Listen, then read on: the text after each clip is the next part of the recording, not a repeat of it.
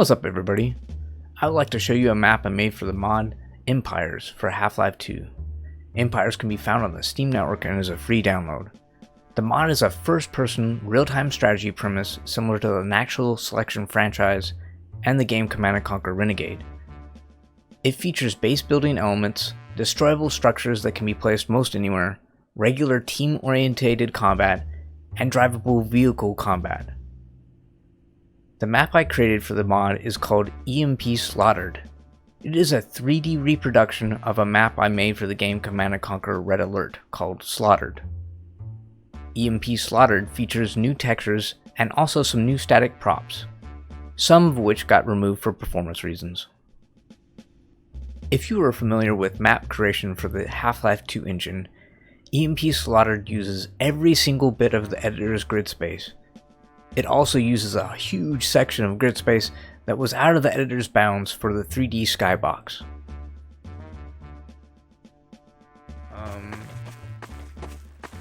And it's actually the biggest map, I believe, I could make. Oh, yes, and the cool thing about this mod is you can build buildings and whatnot. Like, you can build a place that builds vehicles like tanks, and players get in the tanks.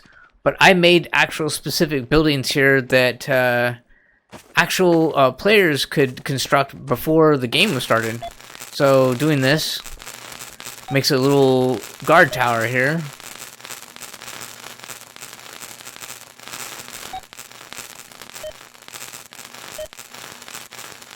There we go. Now it's all made. And now the cool thing, I believe I originally made this to where you could build a turret here. If I remember, they had me remove the ability to build a turret in the guard towers. It is still a nice place to get ammo and health still, and hide from attacks from tanks and such. This path takes you to another area that can be used for building alternate bases. It is good practice to have another base in these type of strategy games.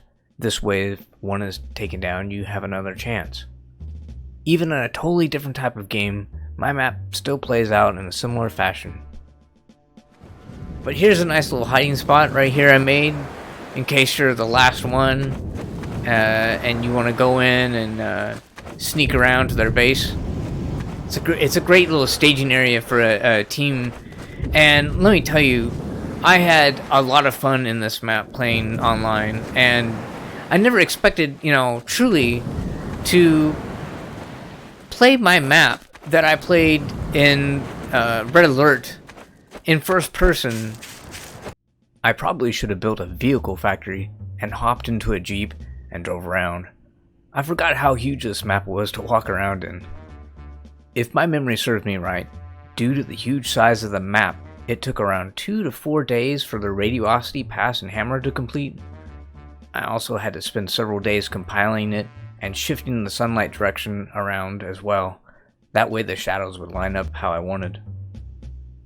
It was a battle for this bridge right here, because this is like truly the only way you can get artillery and tanks and stuff across.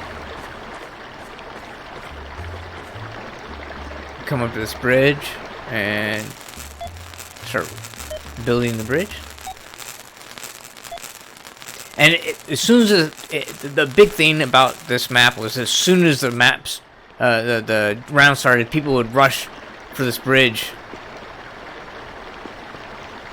And it was fun too, because also tanks and artillery and anything, engineers can deconstruct this bridge, so it actually becomes a huge takedown point, because as soon as you get enough troops over to build something in this vicinity, you can actually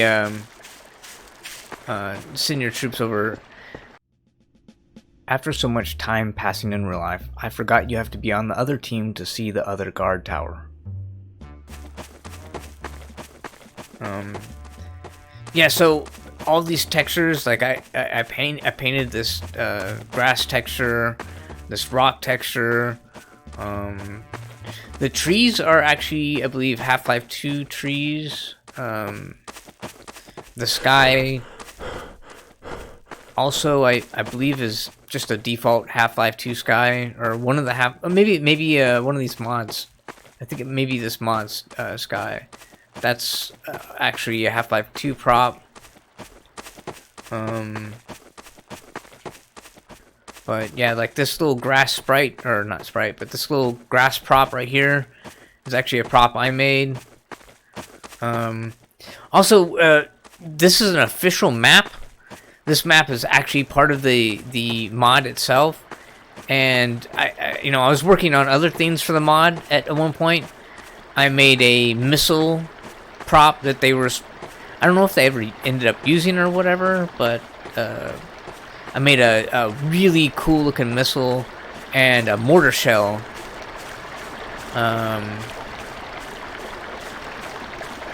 This tree, I believe, was a prop I originally made right there, but I think it was too high detail and they took it out. And there was also a really cool rock texture that was right here. A rock prop that I created, but again, I think it was too high detail and they removed it.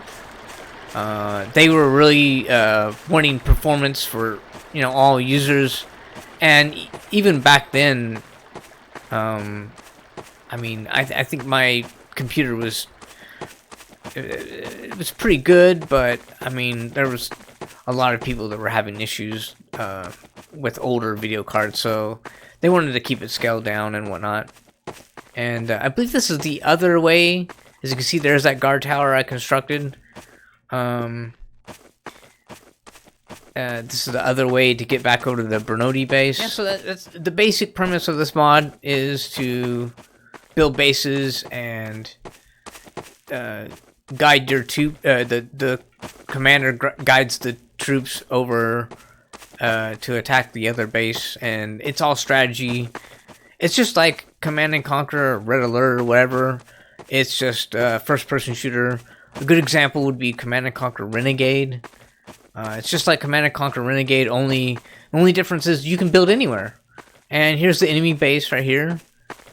And that's pretty much the whole map. I think this is like the only last little area I didn't go yet, which is just another loop around area with the. This is the other team's starting resource. Yeah, this mod was really great. It was really fun. There was lots and lots of time spent in this because, there's a lot of mods for Half-Life 2, but there's not a tremendous amount of multiplayer mods. And that's, something that was really surprising because, the engine of Half-Life 2 is really great, and it was a really great pleasure to be allowed to work with this mod team and create this map for them, and all the other resources I created, like the textures and whatever else, and some of the other stuff like the missile and whatnot. And the mortar rounds and some other sprites I created may not have ever been used, but it was really, really fun to have the opportunity to create stuff for this. And the other thing is, it was really, really cool to see my mod creation come alive from a 2D perspective in Red Alert to a 3D perspective in this, and have it perform exactly the same. The only difference is in the gameplay is this bridge right here actually has to be constructed. In my Red Alert, well, that's a lot of water. In my Red Alert map, the bridge was already constructed, and instead of a rush to build the bridge, it was a rush to destroy the bridge, because if you could destroy the bridge first, it meant the other team had to go all the way around, and it was a lot longer before they could attack you. This was the map EMP Slaughtered for the mod Empires for Half-Life 2. I'd like to thank you for watching. Don't forget to subscribe, and have a great day.